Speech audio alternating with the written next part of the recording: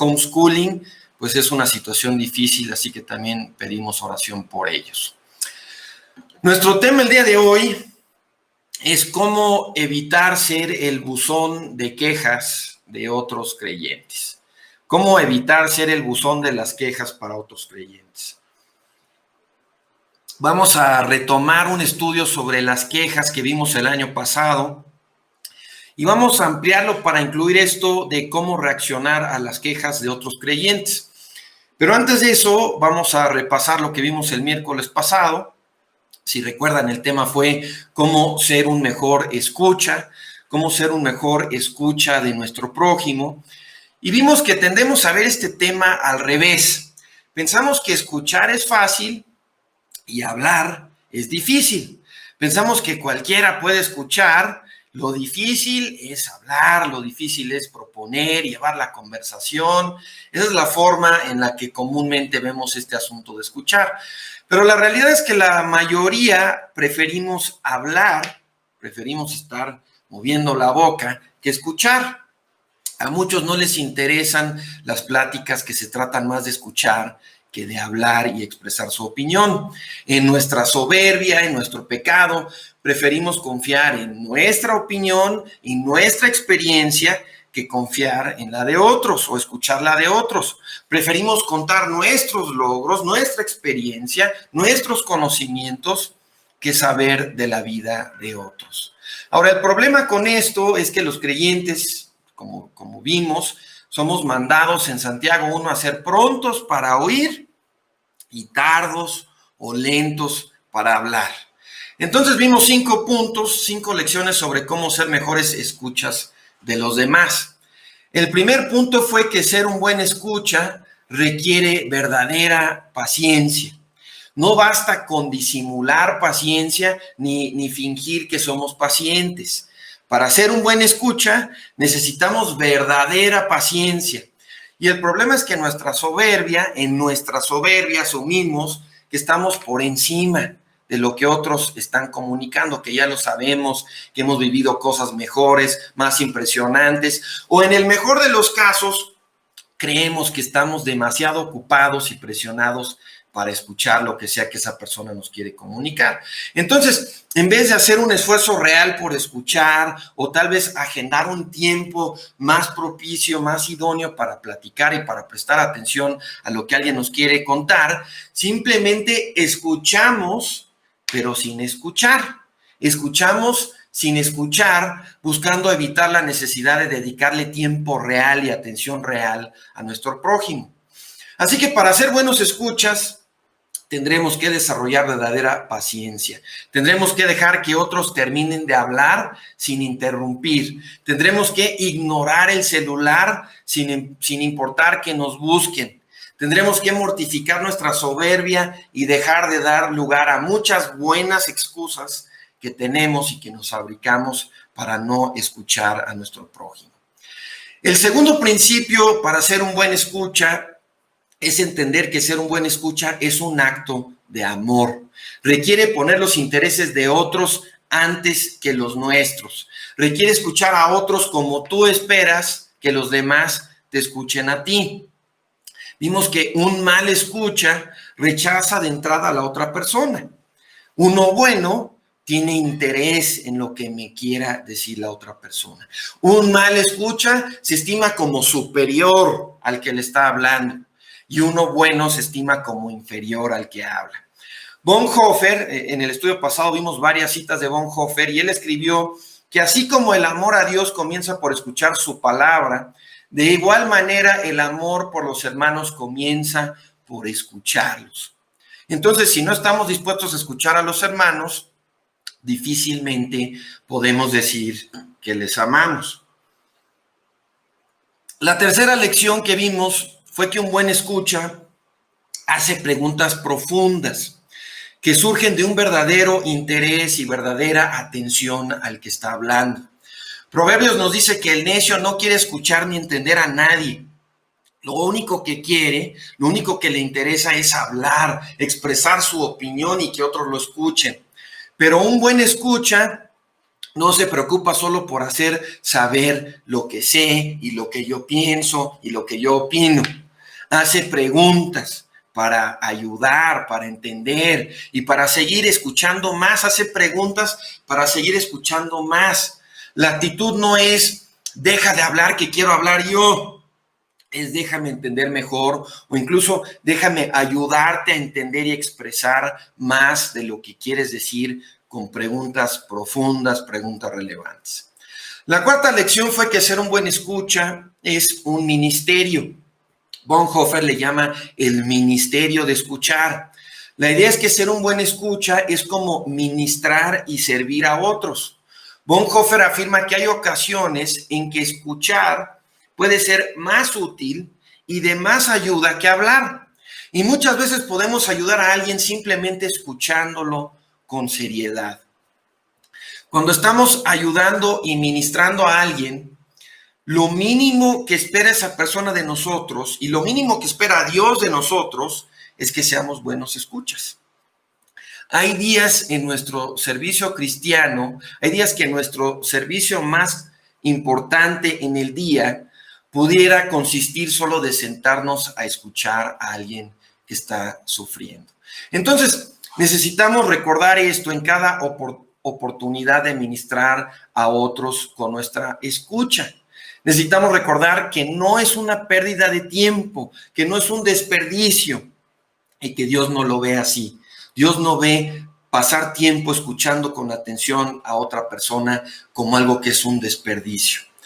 La quinta lección que cubrimos fue que ser un buen escucha te ayuda o te prepara para hablar bien. Hay veces, como acabamos de mencionar, que solo es momento de escuchar, solo es momento de escuchar sin hablar ni contestar, pero muchas veces ser un buen escucha nos prepara, nos equipa para hablar. Nos ayuda a dar una palabra con gracia, sazonada con sal, para que sepamos cómo debemos responder a cada uno. Bonhoeffer dice, hemos de aprender a escuchar como Dios escucha para después hablar lo que Dios habla. Hemos de aprender a escuchar como Dios escucha para después hablar o compartir la palabra de Dios. Una persona que no escucha difícilmente podrá compartir la palabra de Dios efectivamente. No podremos dar consejos oportunos, no podremos advertir, no podremos edificar, no podremos ayudar con nuestras palabras si no sabemos escuchar. Si no sabemos escuchar, probablemente no tendremos nada que valga la pena decir. Y el último punto que vimos, estamos viendo el resumen rápidamente, el último punto que vimos la semana pasada, fue que nuestra forma de escuchar a otros refleja nuestra salud espiritual y nuestra relación con Dios. Incapacidad o falta de disposición para escuchar a otros puede reflejar nuestra falta de disposición para escuchar a Dios mismo. Bonhoeffer advierte que aquel que ya no puede o ya no quiere escuchar a su hermano, pronto podrá encontrar que tampoco escucha a Dios. Cualquiera que piense que su tiempo es demasiado valioso como para callar y escuchar, tarde o temprano no tendrá tiempo para su hermano y tampoco para Dios. Entonces ese fue el resumen de lo que vimos la semana pasada. Está disponible la grabación. Así que ahora vamos a leer un pasaje inicial para después orar y pedir la ayuda de Dios con el tema de hoy. Vamos todos a Judas, versículo 14, Judas, versículos 14 al 16, por favor. Buenas noches a todos los que van llegando. Ahora sí vamos a nuestro tema de hoy. Ya vimos el resumen. Judas 1:14. Dice, de estos también profetizó Enoc, séptimo desde Adán, diciendo, he aquí, vino el Señor con sus santas decenas de millares, para hacer juicio justo contra todos, y dejar convictos a todos los impíos de todas sus obras impías que han hecho impíamente, y de todas las cosas duras que los pecadores impíos han hablado contra él. Estos son murmuradores, quejumbrosos, que andan según sus propios deseos. Vamos a orar y vamos a encomendarnos al Señor para el estudio de hoy. Padre, acudimos ante ti nuevamente, agradecidos por la oportunidad de congregarnos por este medio digital para escuchar tu palabra, para ser edificados, Señor. Te pedimos por la familia Pedraza, por José. Te pedimos que seas con ellos, Señor. No sabemos cuál es la situación, el accidente, pero pedimos por José que tú estés con él, que le ayudes, que ayudes a sus doctores, a sus papás, a su familia, para resolver esta situación según tu voluntad. Te pedimos también por la familia Torres, por Rubén, que parece que tiene apendicitis. Te pedimos que ores en ellos, en sus corazones, en sus vidas, que uses esta situación para traerlos a todos más cerca de ti, para que te conozcan verdaderamente. Y te pedimos por el estudio de hoy, Señor. Todos somos tan propicios a quejarnos. Nos hemos quejado de lo que has provisto nuestras vidas, de tu voluntad soberana tantas veces. Te pedimos perdón, Señor. Te pedimos que nos muestres la gravedad de las quejas, que nos muestres el pecado tan grave que es, y que nos ayudes también, Señor, a lidiar sabiamente con aquellos creyentes o que afirman ser creyentes, que nos quieren usar como buzón de quejas, que se acercan a nosotros para quejarse de otros, de su familia, de su pareja, de su iglesia, de quien sea, Señor. Ayúdanos a aprender cómo lidiar con estas situaciones mediante tu palabra. Te rogamos, Señor, que nos acompañes, que hables tú y no hombres, y nos encomendamos a ti esta noche. En el nombre de Cristo Jesús te lo pedimos. Amén. Entonces, la primera mitad del estudio esta noche simplemente vamos a recordar la perspectiva bíblica de las quejas en un creyente. ¿Cómo ve Dios a un creyente quejumbroso?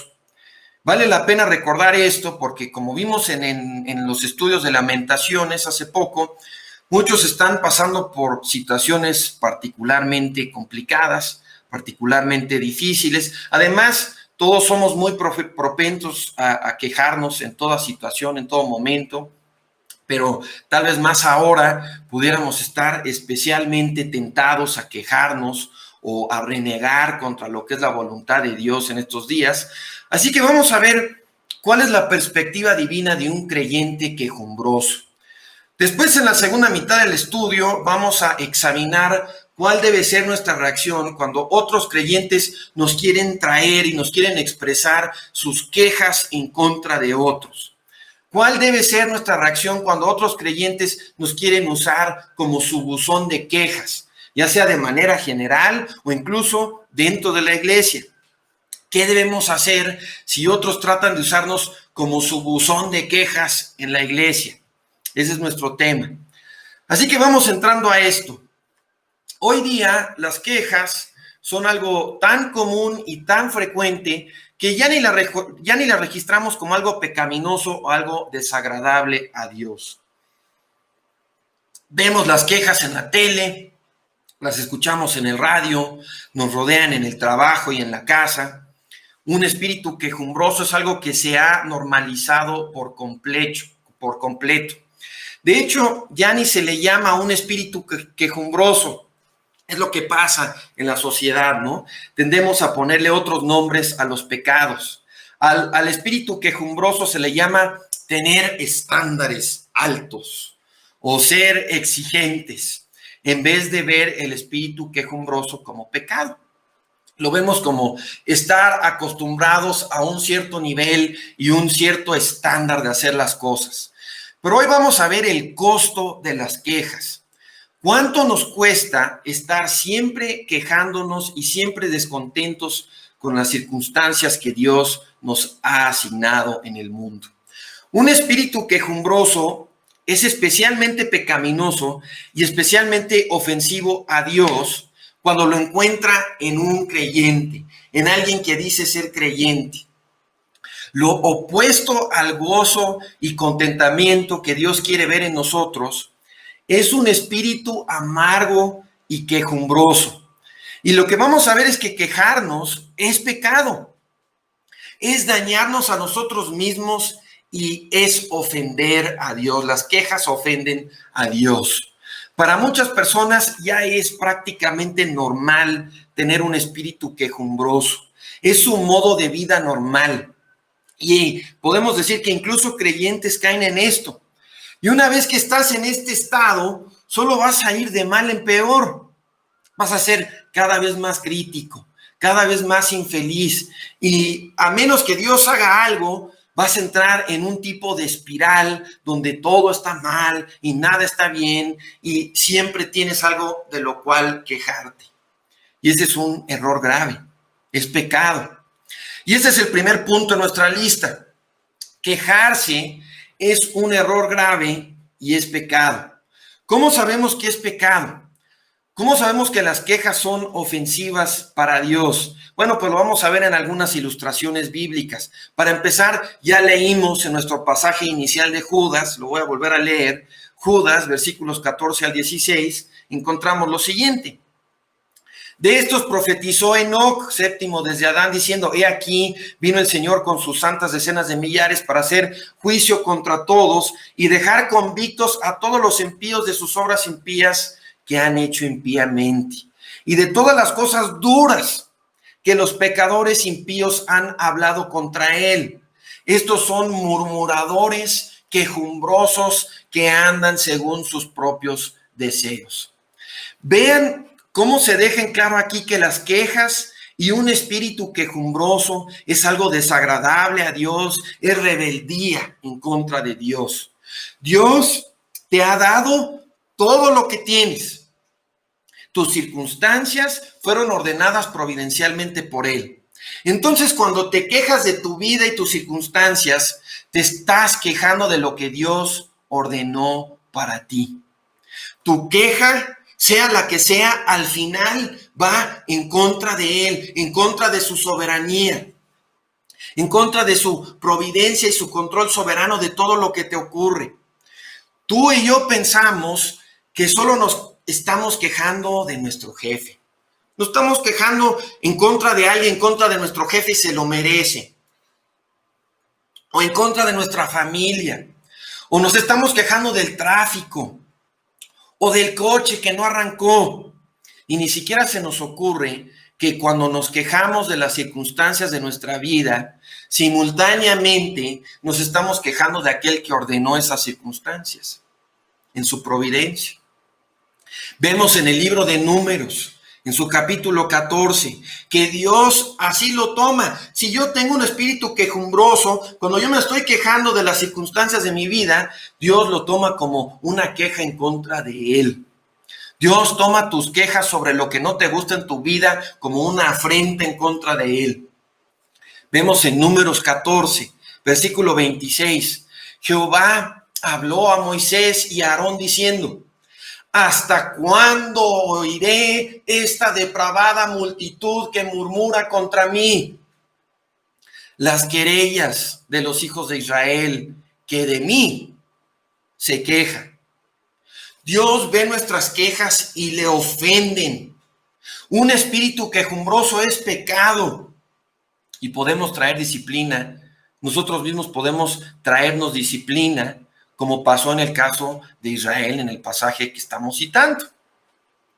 El segundo punto en esta primera parte del estudio es que un creyente quejumbroso es una contradicción total. Un creyente quejumbroso es una contradicción total.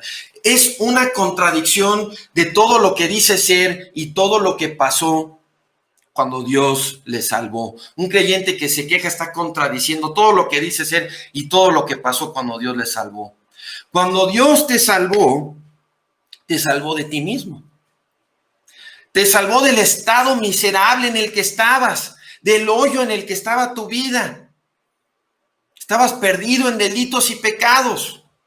Te trajo a arrepentirte de todo lo que habías hecho cada día de tu vida sin Él. Si eres creyente, acudiste a Dios como un mendigo, en pobreza espiritual. Acudiste como alguien que no merece nada más que el infierno. De eso nos sacó a todos. Si somos creyentes, de eso te salvó Dios, de ser el peor de los pecadores. Dio a su propio Hijo para comprarte. Entonces, ¿cómo es que ahora desconfías de su providencia? ¿Cómo es que ahora crees que te está tratando injustamente? ¿Cómo es que ahora dudas de lo que está mandando y ordenando para tu bien? Es una completa contradicción. Leemos en Romanos 8, versículo 32. El que no escatimonia a su propio Hijo, sino que lo entregó por todos nosotros, ¿cómo no nos dará también con él todas las cosas? Dios ordena providencialmente todo lo que pasa en tu vida. Dios provee todas tus necesidades. Si pasas por pruebas, si pasas por dificultades, si las cosas no van como quisieras, Dios ordenó que así fuera. Dios es tu Padre. Si te quejas, es como afirmar que no ve por ti o no quiere lo mejor para ti.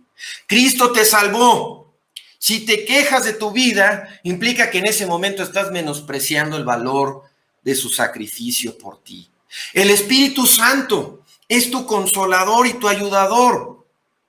Si te quejas, es como afirmar que no quiere o no puede consolarte y ayudarte. Entonces, espero que vayamos viendo la gravedad de este asunto, la gravedad de un espíritu quejumbroso en el creyente. Las quejas muchas veces ni nos registran, ni nos damos cuenta de lo que estamos haciendo. Andamos quejándonos de todo en piloto automático. Pero necesitamos ser conscientes, ser convictos de nuestro pecado y empezar a mortificar esto. Necesitamos luchar por mortificar este pecado y pedir la ayuda de Dios para hacerlo. El tercer punto en la lista es que Dios tiene el derecho de esperar que personas tan bendecidas como tú y como yo no nos quejemos. Dios tiene el derecho de esperar que alguien por quien dio tanto no ande por la vida quejándose. Y la pregunta es, ¿qué esperarías tú? ¿Qué esperarías tú de otros creyentes con bendiciones como las tuyas? ¿Que sean agradecidos? ¿Que sirvan a Dios con gozo? Yo supongo que sí. Ves a otros creyentes y piensas, Dios ha sido tan bueno con él. ¿Por qué no muestra más gratitud? ¿Por qué no está más gozoso? ¿Por qué no es más agradecido? ¿Por qué se queja tanto? Pero por alguna razón no nos medimos con la misma vara.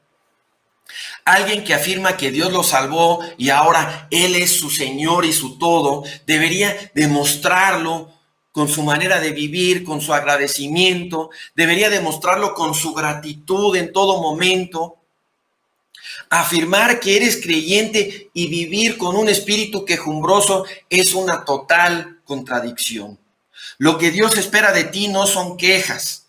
Espera que aprendas incluso, vean esto, incluso espera que aprendas a gozarte, aun cuando sufres, aun cuando pasas por las pruebas más difíciles. Leemos en Primera de Pedro 4, Primera de Pedro 4:13. Antes bien, gozaos a medida que participáis de las aflicciones de Cristo, para que también en la revelación de su gloria os gocéis con su regocijo.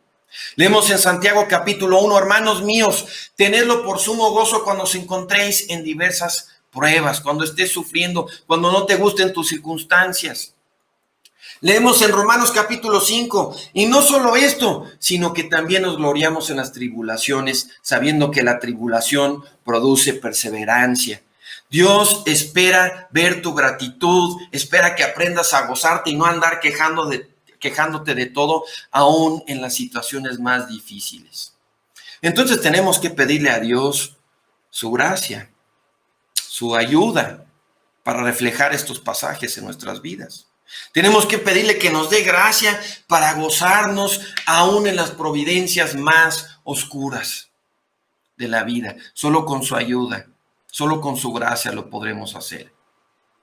El siguiente punto es que tus quejas y un espíritu quejumbroso estorban tus oraciones y son una pérdida total de tiempo. Las quejas son una total pérdida de tiempo. Muchos acostumbramos a orar, sea hecha tu voluntad.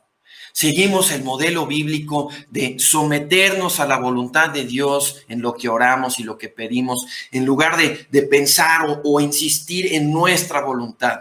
Pedimos, pero decimos, Señor, sea hecha tu voluntad, no la nuestra. Tú sabes mejor que nosotros. Cuando oramos, en teoría, estamos dispuestos a que Dios responda a nuestra oración como Él quiera, como Él considere mejor. Llevamos nuestras peticiones ante Él, pero en una actitud de humildad, dispuestos a que Él haga lo que quiera. Pero vean, cuando vivimos con un espíritu quejumbroso, lo que estamos manifestando es que queremos que Dios haga nuestra voluntad, no la suya. Estamos rechazando lo que Él ha ordenado en nuestras vidas porque queremos lo que nosotros queremos ordenar, nuestra voluntad, y Dios ve eso. Dios toma nota de eso. ¿Cómo podemos pedir, Señor, dame el pan, danos el pan nuestro de cada día, si no estoy dispuesto a contentarme con eso? Vean cómo las quejas, una actitud quejumbrosa, estorba nuestras oraciones. Además, las quejas son una pérdida de tiempo. Cada minuto que pasas quejándote es tiempo perdido y desperdiciado. Pudiste haber hecho 1000 cosas mejor con ese tiempo. Pudiste haber pasado ese tiempo orando, pudiste haber pasado ese tiempo sirviendo a Dios, agradeciéndole por su soberanía, pero perdiste el tiempo quejándote. Y vean, nuestras quejas no cambian a Dios. Por eso es un desperdicio total. Nuestras quejas no cambian a Dios. No es que si nos quejamos suficiente, vamos a cambiar a Dios. No vamos a lograr que cambie de parecer y recalibre las cosas en nuestra vida, porque en efecto no deberíamos estar sufriendo eso de lo que nos estamos quejando. No es que vamos a quejarnos y Dios va a voltear y va a decir, ¡ay, sí es cierto! No deberías de estar pasando eso, no deberías estar tolerando eso que no te gusta a tu alrededor. Así que las quejas son una completa pérdida de tiempo. Además de ser pecado, son inservibles. Vean, no podemos decir que creemos la palabra, ni que vivimos la palabra, ni podemos meditar en la palabra mientras nos estamos quejando. Somos inútiles en el reino de Dios mientras nos estamos quejando. Inútiles. Dios no quiere siervos llenos de quejas. Hemos escuchado muchas veces que Dios ama al dador alegre, no al dador o el servidor quejumbroso, murmurador. El quinto punto en nuestra lista es que un espíritu quejumbroso distorsiona tu percepción de la realidad. No puedes ver las cosas objetivamente una vez que estás infectado con un espíritu quejumbroso. Tengo una cita de Lutero que ajusté un poco, bueno, la traducí, la ajusté un poco, pero va más o menos así. Lutero dijo que el creyente debe pensar menos acerca de las cosas que no le gustan o las cosas malas y más acerca de las cosas buenas, las bendiciones de Dios en su vida. Cuando una prueba le sobreviene o nos sobreviene, debo pensar que solo es algo pequeño, pero si Dios me bendice o me muestra su misericordia, debo considerarlo como algo grande y algo que no merezco. Vean cómo contrasta eso con la perspectiva que tenían los israelitas cuando se infectaron con este espíritu quejumbroso. Su espíritu quejumbroso distorsionó su percepción de la realidad, hizo como enormes sus sufrimientos, enormes sus quejas y pequeñas o prácticamente inexistentes las bendiciones y las gracias de Dios. Leemos que se quejaban y le decían a Dios en Números 16, Es poco que nos hayas hecho venir de una tierra que destila leche y miel para hacernos morir en el desierto, sino que también te enseñorees de nosotros imperiosamente.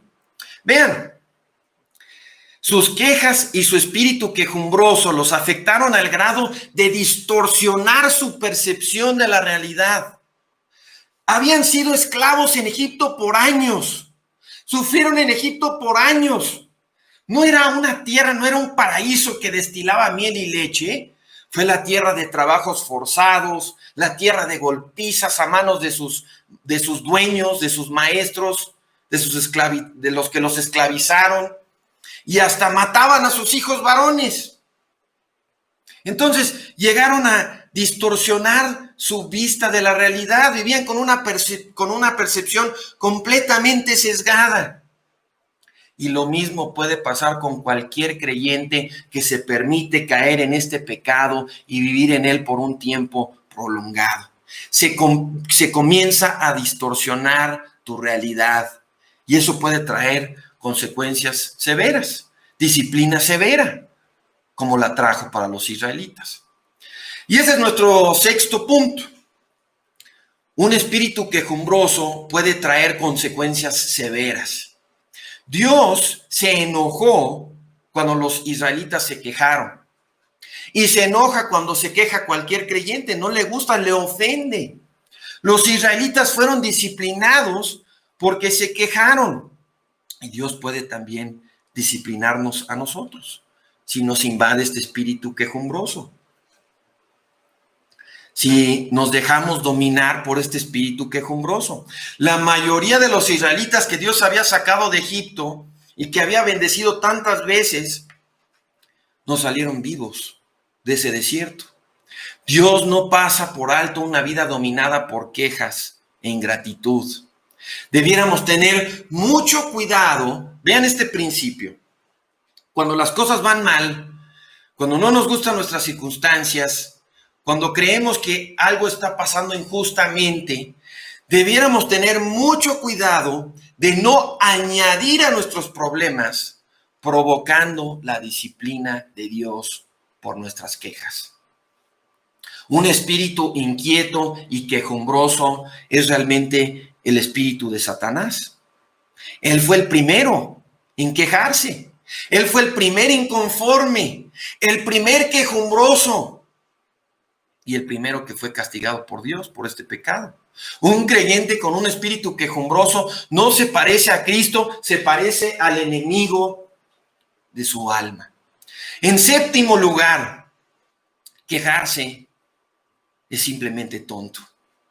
Si estás en Cristo, Dios te ha dado más de lo que ha dado a la gran mayoría de los que te rodean.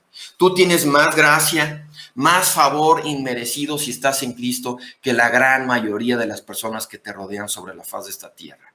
Si eres creyente, te estás quejando en medio de grandes bendiciones. Además, muchas de nuestras quejas se centran en cosas triviales que ni siquiera tienen importancia a la luz de la eternidad. En vez de quejarnos, deberíamos vivir recordando lo bueno que Dios ha sido con nosotros. En las palabras del salmista, les voy a leer del Salmo 31, del Salmo 86, del Salmo 145, Salmo 31, 19. Cuán grande es la bondad que has guardado para los que te temen, que has obrado para los que en ti se refugian contra los hijos del hombre. Salmo 86, 5. Tú, oh Señor, eres bueno y perdonador, grande en misericordia para los que te invocan. Salmo 145, 9. Bueno es Jehová para con todos, y su misericordia está en todas sus obras. Entonces, antes de pasar a la segunda mitad del estudio, la pregunta para ti es si estás convencido de que Dios ha sido increíblemente bueno contigo. Ha sido increíblemente bueno conmigo y contigo. ¿Estás convencido de que quejarte es un pecado? Hemos de arrepentirnos, hemos de examinarnos, por todas las veces que hemos actuado como si no fuera cierto que Dios ha derramado tanta bondad, tanta misericordia en nuestras vidas. Por todas nuestras quejas, actuamos como si Dios no fuera bueno con nosotros y mostramos nuestra ingratitud. Muy bien, ya vimos el mal de las quejas, ya vimos el costo de las quejas para un creyente. Ahora vamos a cambiar de perspectiva un poco para hablar de cómo los creyentes debemos lidiar con otros creyentes quejumbrosos que nos quieren usar como su buzón de quejas para depositar en nosotros sus quejas. A pesar de todo lo que hemos visto aquí, a pesar del costo, a pesar del pecado de las quejas, hoy día estamos acostumbrados a quejarnos por todo tipo de cosas. Incluso estamos acostumbrados a tener mecanismos para quejarnos de productos o servicios o gobiernos o cualquier cosa que no nos gusta. En tu trabajo seguro hay un buzón de quejas o un mecanismo de denuncia anónima para quejarte de tu jefe o de algún colega o de alguna cosa, alguna situación, alguna circunstancia que no te gusta.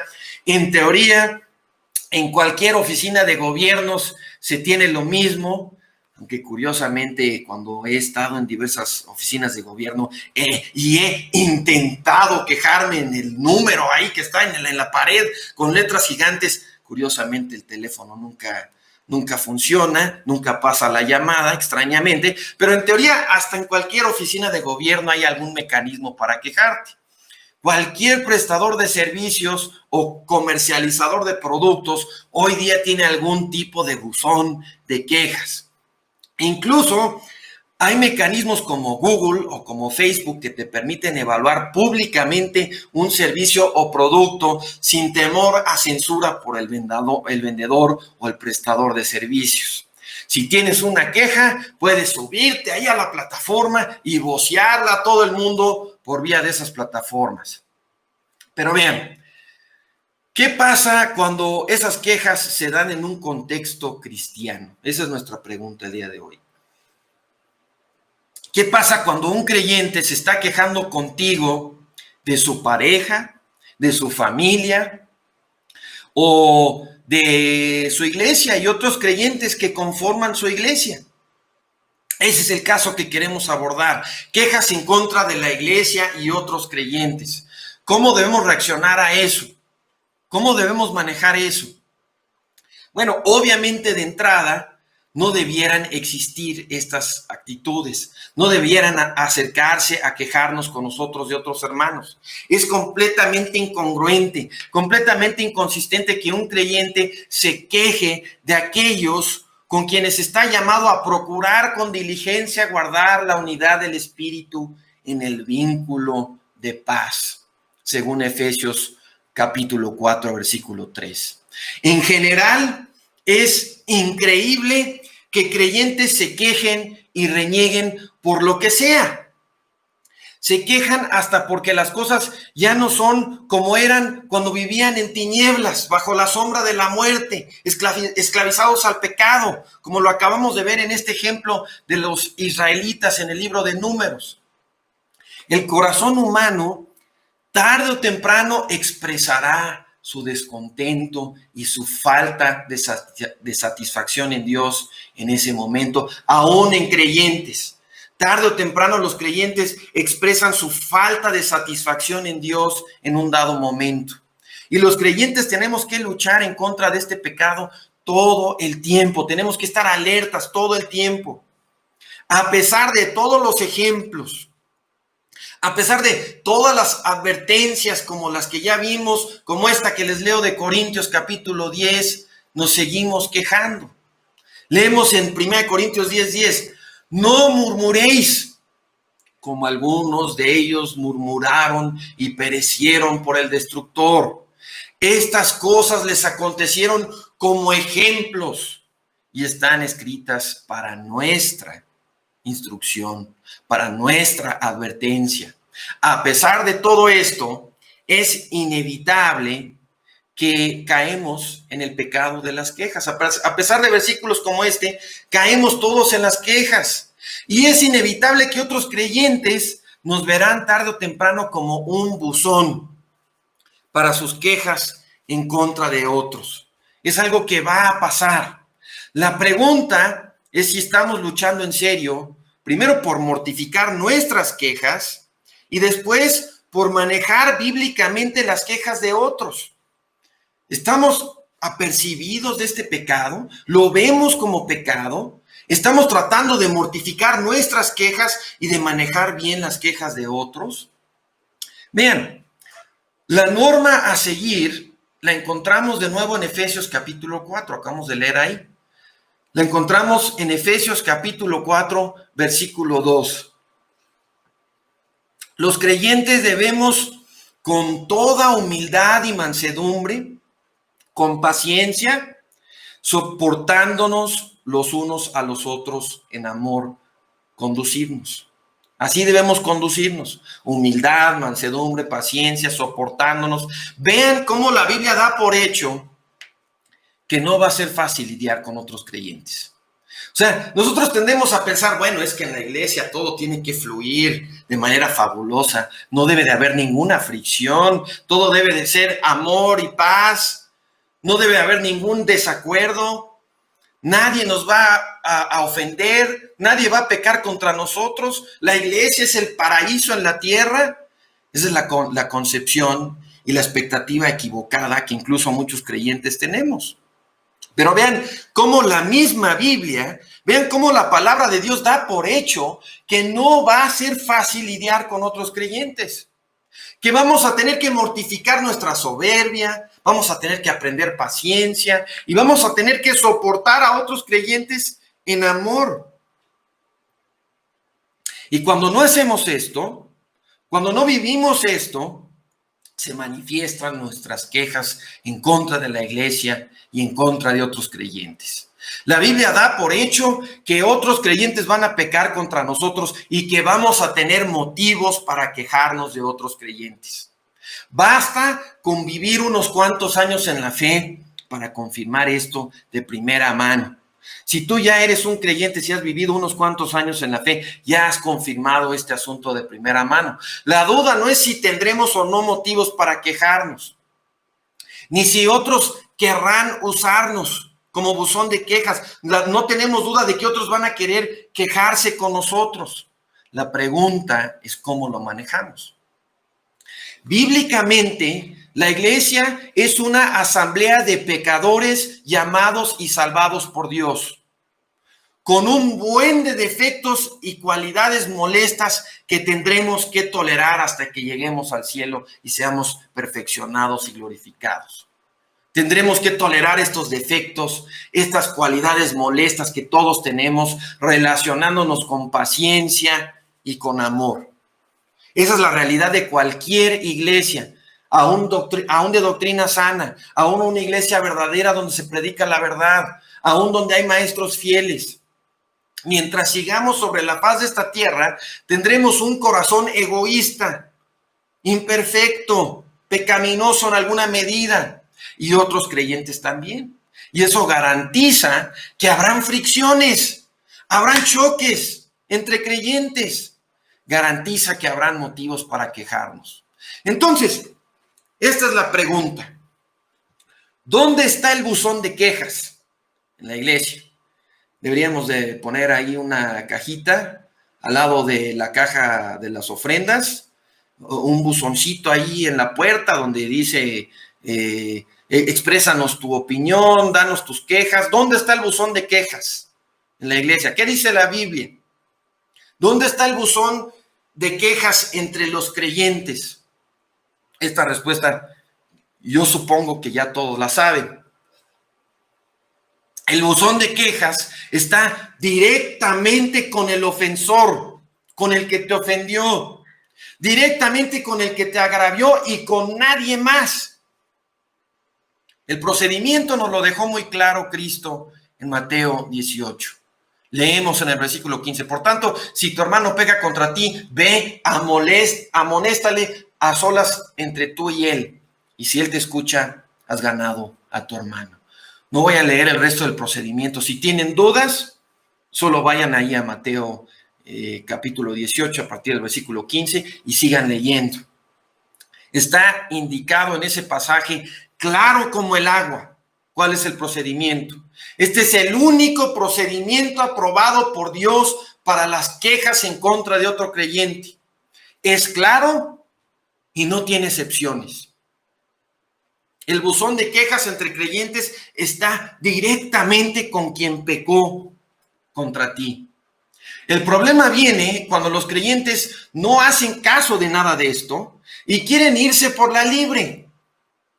Cada uno de nosotros ha hecho caso omiso de este procedimiento en algún momento de nuestra vida cristiana. Esperemos que poco. Y hemos visto o hemos vivido que otros también hacen caso omiso del procedimiento que está claro como el agua en Mateo 18. Pero eso no es excusa. Entonces, ¿cómo debemos reaccionar a esto? ¿Cómo debemos lidiar cuando otro creyente hace caso omiso del procedimiento y viene a quejarse con nosotros, a usarnos de buzón de quejas? Pues en primer lugar, debemos hablar de este pecado como lo que es, como un pecado, como una ofensa contra Dios, algo que entre creyentes es inaceptable, algo que Dios no acepta. Leemos en Santiago 4:11, hermanos, no habléis mal los unos de los otros. Y leemos en Santiago 1:26, si alguno se cree religioso entre vosotros y no refrena su lengua, sino que engaña su corazón, la religión del tal es vana. Santiago 1:26. Entonces, usar a otros como tu buzón de quejas en contra de otros creyentes es pecado y es grave. Tan grave que pudiera indicar que tú mismo no eres creyente. Si usas a tu familia como tu buzón de quejas en contra de tu pareja y en contra de otros creyentes, si usas a tus hermanos o algún hermano, alguna hermana como tu buzón de quejas en contra de otros creyentes, y no estás consciente, no estás confrontando este pecado en tu vida, no estás luchando por mortificarlo, es posible que ni siquiera seas creyente. Lo leímos, si alguno se cree religioso entre vosotros y no refrena su lengua, sino que engaña su corazón, la religión del tal es vana. Si tú no puedes controlarte, si otros creyentes te conocen como el que cada falla, cada caída, cada ofensa percibida de tu pareja o de otros creyentes, se los llevas y se los chismeas a ellos. Bíblicamente hemos de cuestionar si realmente eres un creyente. Y regresando a cómo hemos de reaccionar cuando nos traen estas quejas. En primer lugar, debemos simplemente negarnos a escuchar las quejas y chismes en contra de otros creyentes. Debemos negarnos a escucharlas, negarnos a hacer el buzón de quejas para estas personas. Si me traes una queja que no es contra mí, te equivocaste de departamento, te equivocaste de buzón. Aquí no se reciben esas quejas. Ni siquiera voy a dar audiencia a las quejas que traes. Ese es el primer paso. Y es el más importante en cuanto a nuestra reacción. Las advertencias bíblicas sobre esto son muchas. Vamos a ver solo un pasaje. Los invito a ver en Proverbios capítulo 26. Vamos a ver solo un pasaje. Proverbios 26, versículo 20 al 22. Estamos en la recta final. Hay que concentrarnos, hacer el último esfuerzo. Proverbios 26, 20. Sin leña se apaga el fuego, y donde no hay chismosos, cesa la contienda. Nosotros debemos rehusarnos a hacer leña para el fuego de las quejas mal dirigidas y mal depositadas. Rehusarnos a hacer leña para el fuego de los chismes. 21. El carbón para las brasas y la leña para el fuego, y el hombre rencilloso para encender contienda. Las palabras del chismoso son como bocados suaves y penetran hasta las entrañas. Parece que las quejas A veces pensamos que las quejas y los chismes no hacen daño, que son poca cosa. Ir a quejarnos de un creyente con otros, ir a hablar mal a las espaldas de un creyente, ir a evidenciar sus caídas y sus pecados con otros, es poca cosa. Pero vean lo que dice. Dice que penetran hasta las entrañas. Un chisme es llevar una queja al buzón equivocado en vez de llevarla con el ofensor. Y vean, aquí hay una mala interpretación. Hay personas que piensan que el chisme solo es hablar cosas falsas acerca de alguien más. No, bíblicamente el término se refiere simplemente a hablar de las fallas, de los pecados, aun si son reales, aun si realmente me han ofendido, aun si realmente han pecado contra mí o contra otros. Yo no debo de hablar de eso con otras personas ni con otros creyentes. Eso es un chisme. Es llevar una queja, por lo que sea, al buzón equivocado, en vez de llevarla con el ofensor. Es llevarla con quienes no tienen nada que ver y según la Biblia, ni se deben enterar de lo que estoy comunicando. Hacer eso destruye a tu hermano, destruye a tu pareja, destruye a quien sea a sus espaldas. Y tú y yo no debemos proveer leña para ese tipo de destrucción prestando oído. No importa si ese creyente que te está escuchando es incluso tu familia, tu mamá, tu papá, tus hermanos. No debemos hacerlos el buzón de quejas en contra de otros creyentes. Hacerlo es pecado, ofende a Dios y Dios toma nota.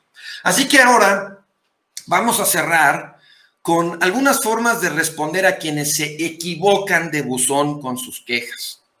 Además de no prestar oído, además de negarnos a escuchar sus quejas, aquí tenemos algunas sugerencias sobre cómo responder. Paso número 1, vamos a ver 5 pasos. Paso número 1. Cuando esta persona llega, te está externando una queja en contra de otro creyente, hemos de preguntarle a la persona, ¿por qué me dices esto a mí? En lugar de decírselo a quien te ofendió o te agravió. ¿Por qué me dices esto a mí? En lugar de decirle esto al ofensor, al que te ofendió. En algunos casos, esto pudiera ayudar a la persona a darse cuenta que no te debería estar diciendo lo que te está diciendo. En algunos casos, esto pudiera bastar, pudiera ayudarlos a ver que se equivocaron de buzón y pudiera idealmente frenar todo el tema con una sola pregunta. Paso número 2, preguntarle a la persona qué diferencia hay entre lo que me estás contando, lo que me estás relatando y un chisme. Explícame, ¿qué diferencia hay? Y esto idealmente es como el paso anterior, pudiera frenar al quejumbroso, al chismoso de entrada y solucionar el problema. Pregunta número 3, lo que me estás diciendo, esta caída, esta falla, este pecado, en el hermano fulanito, en tu pareja, en tu mamá, en quien sea, lo que me estás diciendo, ¿cómo va a ayudarnos a crecer en amor por esa persona, por ese hermano, por esa hermana? ¿Cómo va a ayudarnos a ser más como Cristo? Cristo nunca chismeó, nunca se quejó de un creyente a sus espaldas.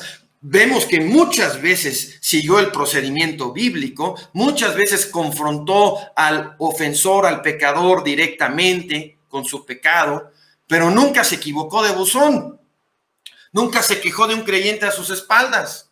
Leemos en Efesios 4 que Él es nuestro ejemplo, Efesios 4:15. Hemos de seguir la verdad en amor, creciendo en todo, en aquel que es la cabeza, esto es Jesucristo.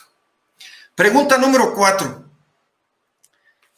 Ya me contaste, no logré detenerte, no me escuchaste, ya me contaste lo que hizo fulanito. Ahora, ¿qué vas a hacer al respecto? Esa es la 4ª pregunta. Falta una más, la 5ª. Ya me contaste, no pude detenerte. Ahora, ¿qué vas a hacer?